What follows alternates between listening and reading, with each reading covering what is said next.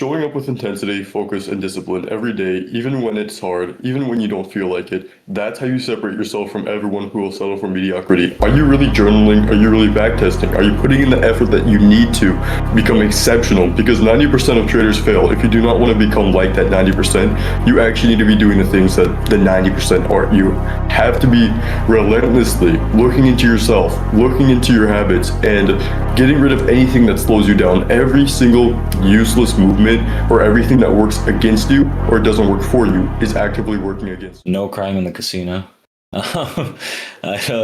So this is from Mike Bellafiori's book, One Good Trade. I think that premise should always be in your mind, regardless of how well or how poorly you're doing, because a lot of people attach their future trades to their past performance or their most immediate trades that have taken place.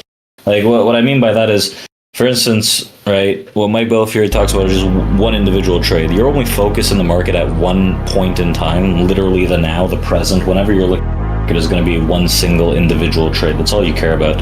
You're just trying to find that highest probability the highest probability trade that makes sense in the current moment, right? It might not be right now. It might be shaping up. It might be something that you're looking for. But focusing on that rather than attaching your worth to your prior wins or losses, or thinking about how your prior wins or losses might affect the upcoming trade, right? Those aspects, I think, are extremely important. Having tunnel vision for the current market situation and the current market context, the one trade that you're focused on, everything else is irrelevant, right? Then you put too much attachment on things that have past or things that you're potentially looking forward in the future. If you start thinking, oh, what if I get stopped out here? That's going to affect my P&L XYZ, right? Or what if I take a win right now? What is that going to do for my day, my week, my month?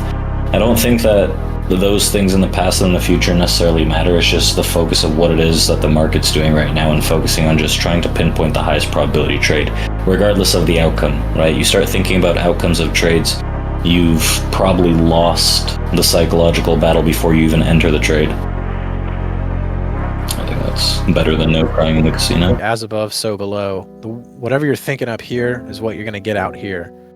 I think it's very important to cultivate a positive mindset, which can be hard to do sometimes when you're getting messed up. Doing the work makes a difference. I've seen it with other traders.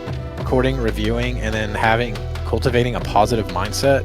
I think consistency in your daily life reflects into trading for sure. Not being influenced by maybe traffic or somebody cuts you off. Little things like that. Working in the real world to not let things bother me and just be okay with it.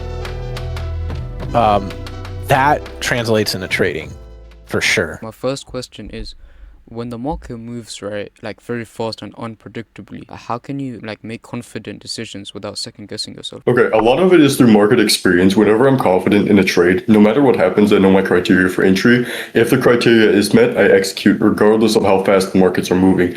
I also will sit out of it if it gets crazy, like some sort of high impact news hits or some big whale comes in through order flow sauce and then just slams the markets left and right. I don't do anything. I sit out because as traders, our edge is patience, sitting out the markets when it's not favorable for us. And if I do hesitate in a moment like that, I just send it and just hit it off and just think about it as my strategy, think about how I'm going to journal it and what I can learn from it.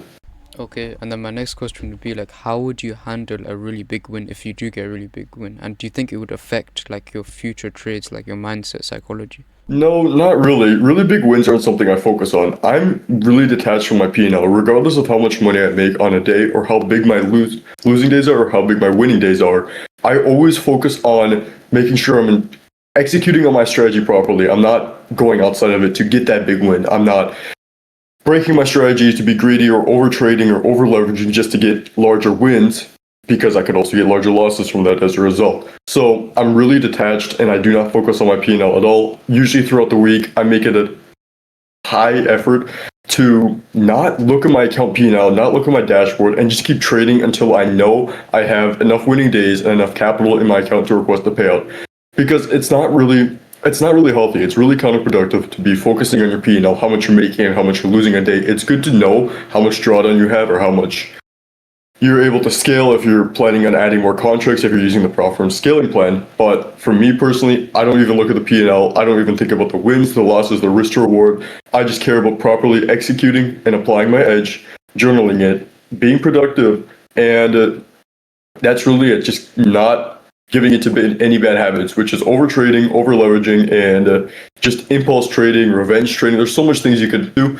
As long as you're avoiding all those things and you're consistently applying an edge that you're 100% confident in working, then that's all you really need.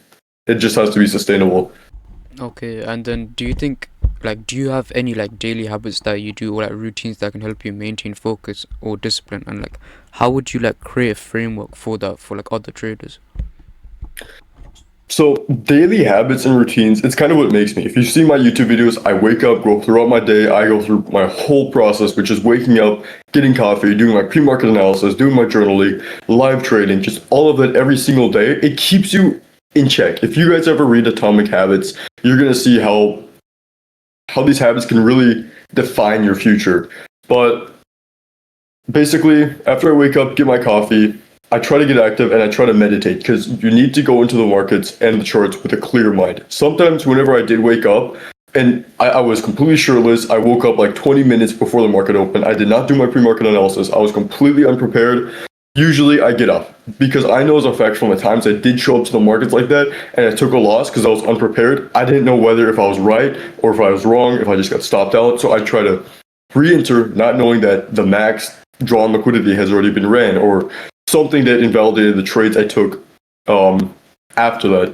So you cannot show up groggy. You always have to show up prepared, in my opinion. That's just for me personally. I did that. I made bad habits on a trip in the Philippines. I just woke up, I was trading, I was making money, and bringing those habits back to the US kind of screwed me over in a sense where if I did take a loss, I would get really emotional about it. And I just stopped trading and I think hate trading. I didn't tilt, but I just didn't open the charts. I didn't think about trading. If I thought about trading, I get angry. So I just completely did not give any effort into trading or my journaling. But now I'm back on that. I'm being productive again. But yeah, if you're showing up to the charts, think about it. Try to visualize a losing day because if I'm taking a trade, I'm like, okay, if this takes a loss, I'm going to be down 240. I'm going to journal it like this, and I'm going to get off for the day, and I'm going to learn from this, blah, blah, blah, blah, blah. If I win, okay, I win, do the same thing, journal. I just know exactly what I'm going to do, and I just follow through with that. There's no like second guessing. If I take a loss, and it's like, oh shoot, I took a loss. So whatever, and I just move on with it. But if you can create a framework where you just wake up, I know a lot of other people, if you interview Fearing has a very similar routine in his day. But yeah. Lolo, thanks for having me on. I'm Victorio from Trade Pro Academy, and I've been in the futures market for roughly 7-8 years, something like that. Predominantly trade with two concepts, auction market theory and order flow. If you've seen my videos scattered throughout the internet or YouTube, Twitter, whatever it is, predominantly focused on volume profile, specifically with auction market theory, and then order flow in terms of depth of market, footprints, right, delta, those things. And I guess it's been a long journey of kind of developing a system and strategy that makes sense to me, and this is what I've come up with. So I'm happy to provide any kind of insight that you may find useful. So with all of that experience, you know, people say you need confidence and you need to maintain confidence while trading. But how can you like not cross that into overconfidence in trading? Yeah, I think that's a good factor. I think that realistically everyone's human, right? There's going to be emotion in trading whether you like it or not. The idea is to kind of limit it. I think that self-awareness is most likely going to be one of those things that is a key factor to kind of keep you humble and keep you on point with everything, from moving into confidence to overconfidence. I think it's a fine line, realistically. I think that everyone's somewhat susceptible to that, and I think it varies person to person. Especially with like trading psychology, I don't think that there's like one quick easy fix. It's very dependent on the person that you are. And I've heard, like, I've talked to a lot of traders naturally, and the topic of edge comes up quite often, right? And edge can be defined as multiple different things, and one of those aspects is kind of where you're good at things in life before trading, which I think kind of stems into the same topic where confidence versus overconfidence. I think it does come, it plays a factor person to person, where it really depends on who you are outside of trading, what you bring to trading with that personality. And I think that it's always a humbling kind of opinion. Some people get overconfident, other people don't. And I think that it's a fine line of self-awareness that you have to understand what's going on, right? If you're on a hot streak, doesn't mean, okay, slow it down, but be aware of what that might turn into, some kind of Midas touch God complex type figure, from my perspective at least. There's so much information right out there in trading. There's so many things that you can learn and you can use that in your strategy, things like that, and it can obviously affect your mindset. So how can you like filter it and only stick to what's true to you and what can help you? I think that's a very important factor, especially for newer traders that are kind of overflown with a lot of information, as you said. So the thing is, right, there's no one way to trade. There's no one perfect strategy or system. There's no one tool that's inherently better than others. It's dependent on the person and their system and their rules that kind of create that whole concept, right? The idea of like shiny ball syndrome or analysis paralysis, having too many things, looking at a few different things over and over again and trying to find what kind of fits, right, I think is a huge downfall for a lot of newer traders, especially when, let's say you're using, I don't know, like moving averages or whatever, and you see that, okay, they work maybe 50% of the time, 40% of the time. When they stop working, you start jumping into something else. I think it's very important for traders to really stick to one system, one set of rules, and really build out that set of rules so that you can actually have a sample size that you can practice from, right? I don't think more equals better in trading. I think that a lot of people are under that assumption. Less is more in a lot of things, right? Start with the basics, learn things like market structure, volume profiles, even like price action, and start building from there. There might be things that you add that are beneficial. There might be you add that aren't going to be beneficial. And it all comes from collecting a sample size. So I think that having a bunch of things on your screens, having a bunch of charts is overkill. I know traders with just one screen. I know traders that look at 3 different charts, 2 different charts, and that's enough.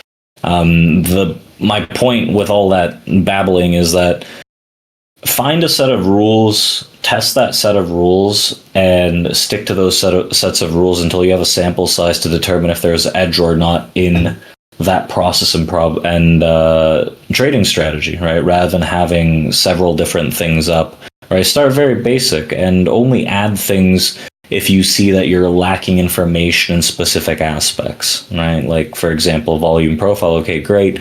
Maybe I want to be a little more precise with my entries. Okay, maybe I might add an order flow chart here and there, right? Maybe 2 of them. So I have 3 general charts.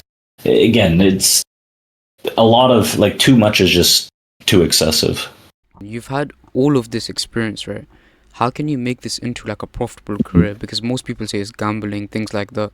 How have you turned it into a profitable career? Yeah, I think like the biggest aspect, just like in gambling, if you don't have discipline and you don't have risk management, you're going to be screwed, right? There's a lot of professional gamblers out there that, and whether you look at the market as a gamble or not, the idea is that you have a set system and a set of rules to follow, right? Generally speaking, profitable traders probably have on average a 50, maybe 55% win rate on the maybe higher end, let's say. Maybe not the higher end, let's say on average. So it's all about the risk to reward. It's about the risk that you take. It's about the risk management.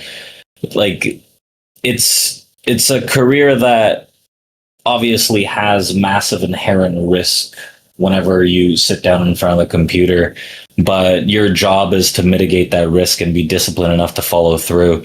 Because if you're disciplined for the first 10, 15, 20 days, and then when you fall apart, right, the 21st or the 16th day, then you blow out and everything starts from zero. And you can't necessarily keep repeating that if you want to make longevity out of it. It's just the discipline of being able to stick to a system that you have. That's why edge is a vastly covered topic, right? A lot of people talk about edge. Do you have edge in the market? Do you have edge to actually churn profit out of the market? Where does that edge come from? And it's a disciplinary factor to be able to sit down and follow the rules and go step by step realistically, day in and day out, without letting everything fly loose. Right? That's how you create longevity. A lot of people think of it very short term. I think that people get into trading imagining Lambos and riches, and they want things done yesterday, but they don't understand the time and effort not only it takes to learn what's going on and how to actually execute and how to build out a set of rules that has a positive expectancy, but then to be able to follow them consistently for an extended period of time, right? Everyone's very, I guess, short-sighted when it comes to this, and they don't practice delayed gratitude in what can be realistically if you just sit down and do the boring crap that is not necessarily advertised. My name's Fat Cat. I've been trading ESE mini futures almost exclusively for 9 years. So I would consider myself a specialist in one type of product. What is like the biggest like mindset shift that took you the longest to accept? But once you did, how did it change your trading? So overtrading was the biggest issue for me. So when I stopped overtrading, the way it improved, it just less trades, less review, which is always good because that's less work. However, the accuracy was a lot higher, so just higher quality trades. And it's just mentally more relaxing to take less trades instead of overtrading all the time. It's just easier on the mind. It gives me more time to think and process what I want to do, to be more particular about the next trade. What do you think for a trader, especially an unprofitable trader? Do you think they should focus more on emotion or like to refine their strategy a lot? I think a new trader needs to do both. I think they need to focus both on emotion and refining the strategy, because the strategy could be triggering them. So there could be something going on in the charts. For example, I have a trader who always shorted extreme pops when they went down, not up, down. And we had to work on him focusing on not doing that anymore through like hypnosis. So every pattern, in my opinion, everything going on in the markets is anchoring to your emotions. And I think it's important to work on both at the same time. I think tagging trades is extremely important for collecting data, especially grading your entries. Were you too early, too late, on time, or was it impulsive? So tagging for sure has helped me substantially. Same thing with exits. Was it a good exit? Did you hold too long? If you held too long, then the volatility might not be there. If you could hold for more, which is another tag, that means there's probably more increasing volatility, so you can start to push the trades a little more. And then also grading your clarity on the market. Can you actually read what's going on? Do you understand the session, or are you taking trades when you're confused? I find often that a lot of the big screw ups are coming from a lot of the management or the mental side of stuff. So by doing that, you're kind of gathering data on the mental side as well as the technical side. So also tagging things like, are you better at mean reversions or breakouts, and see where the statistics lie, because every trade, in my opinion, if it's not tagged, it's wasted data, and that data could be used to refine your edge and figure out what's really hurting you, that's you're also in control of, like your emotions. And just having that data and filtering out what's hurting you will allow you to see if you're actually consistent or not. That's what I did when I was new. I realized that I was good if I just stopped doing a few things and focused on one type of setup. And I filtered out all my tags, and then I just stuck to that plan. And that was really refreshing to see that. Okay. And one thing that I've seen a lot of traders, especially like in my group of trading and me, I go on like a really good mental streak, maybe for a couple of months, but then I sometimes like occur like a few losses in a row, and then that just like completely messes me up, and then I can't like reach back to that stage of where I was doing good for a couple of months in that streak. Has that happened to you because you've trading for a long time? Yeah, I'm kind of hitting that point this week actually. Okay, how Uh, would you recover from that then? the most important thing is when that's happening is recording your sessions and just reviewing it and just keep looking at the footage. Did I miss something? If I missed something, I want to tag it. Um, is there something that changed that's not making sense? Is the setups not working? If the setups aren't working, then I'll start drilling, which I did a lot of drilling today. So if you're just struggling, sometimes it helps to switch to a sim and just start drilling and messing around with different stuff. Most of the time for me, though, I can figure out what the problem is. Like if it's a bad day, I have to review it, otherwise I feel like crap. And once I review it, I typically figure out exactly what I did wrong, and I'm able to make that adjustment the next day. So it's really staying on top of it by recording your sessions. And if you're just not seeing it, sometimes it helps to mess around and drill in the market. Something might have changed. Okay, so like your emotions outside of trading has helped you in trading to improve your emotions, is what you're trying to say. I would say they're feeding each other. So I would say my emotions are feeding each other. So like whatever, when I do better in the real world with my emotions, whether I'm getting impatient online or whatever, if I learn to cultivate being okay and content with that, it helps in trading. And the more I do it in trading, it starts to help in the real world. So they really complement each other. All right. Well, I'm Rizzo. I'm sure some of you folks know me from my auction market theory videos, primarily auction market theory. You do primarily order flow using the DOM footprint, whatever it may be. I do occasionally, but I'm primarily in, I want to say, larger time frame. Position myself intraday for typically longer hold times, more points, typically higher RR. That kind of thing. And I don't rely too much on order flow and more so auction market theory and finding places where I can really manage my risk, keep it small, that kind of thing. Okay. How long have you been trading for? Quite some time. I've been around markets for, this is my 13th year. Wow, And that's very long. but trading intraday, this is my 7th year being an intraday trader. Okay, so with all of that experience, did you like obviously you would have had trading struggles and things like that. Like what were they and how did you overcome it? Trial and error. It's definitely not a matter of, when you first start learning how to trade, you're strategy hopping, you're discovering all these sorts of things. You think one thing works, but then you try it out, it doesn't. And then you immediately go into another thing, and then it works for a little, then it doesn't, and then you go into another one. You're going to have all those trials and errors. Suggest the best thing to do is, whatever strategies, obviously we recommend auction market theory and order flow, but whatever that strategy is, spend some time learning it. Obviously, hopefully it's from a reliable source, and truly make an attempt to make it your own. Find a way that works for you. Make sure that you're able to understand the ins and outs, and whether you're copying the strategy or using those concepts word for word, or and I'd highly suggest taking bits and pieces of what other people have told you, and then coming up with your own way that works specifically for you, right? And whatever it is, your mental, your trading skills, capacity, whatnot. Yeah, that makes sense. But like when you said that it was trial and error, so like some people they think that they're just gonna have like a click moment. But do you believe that, or do you think that it's just constant growth to improve your skill? I think there should be one moment that where something really clicks. For me, it was auction market theory.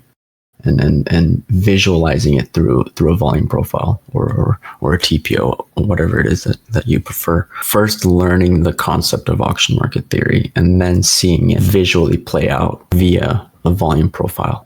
It made it very, very visually easy. Like once I saw it, it just clicked. Okay, so then when you're in those trades using the volume profile, market profile, or whatever, when you go into a drawdown, or like because you said you catch high or trades, or let's say price is going up and you're in a good amount of profit, like, and but you're still targeting more because obviously you have a logical place for your TP. So then, do you ever think that it's just going to reverse? Like, how do you manage your emotions while you're in a trade that's in profit? That's just trial and error. I mean, it can most definitely reverse, right? I mean, we never know the outcome, so it's hard especially when you're looking at a larger time frame. You have to be okay with price coming down, maybe potentially to your entry, or even a little further, right? And if we're looking at multi-week balances, for example, price isn't always going to perfectly respect levels. You're going to get overshoots, undercuts, whatever it might be. And then if you're constantly moving your stop up, you're going to get taken out of the trade.